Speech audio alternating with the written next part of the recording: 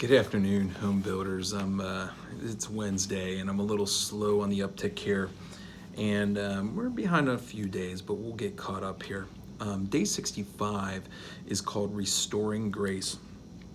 It comes from John 13, 36 through 38, and essentially, this is where Simon Peter says, Lord, I'm going to go wherever you go, and blah, blah, blah. And this is right before Jesus was arrested. And Jesus says to him, no, before the cock crows thrice, you're going to deny me.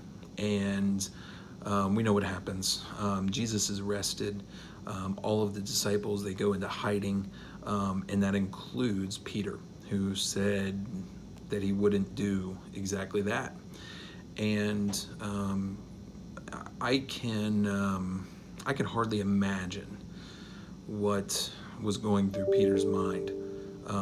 His betrayal of Christ, the guilt that he was feeling, and this lesson today, it really, what it points out is the fact that, hey, let us not forget, it's this same Peter, this bold, outspoken, inappropriately self-assured Peter, who God uses to preach at Pentecost.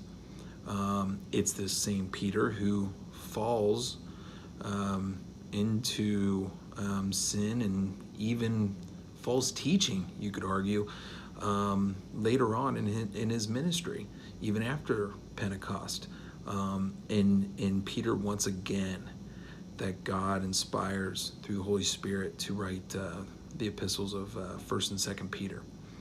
And what we see throughout the course of his ministry essentially is that God's grace, it's not just sufficient to save us, but it's also sufficient to bring us back into fellowship with him.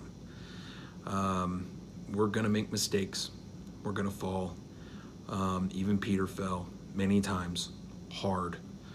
And it's a lesson for all of us that no matter where we're at, no matter what we've done, no matter which direction we are headed in, we do have the ability to get back in fellowship with God, and it's through his grace, and that should renew us. That should give us encouragement. It should give us hope. So I hope everyone has a great rest of your afternoon, and we'll see you soon tonight at church. If you don't have a regular CLU that you plan to attend, I'll be teaching in the sanctuary tonight in the Deacon series on the power of Jesus' names. And I will see you all tonight. Have a good night.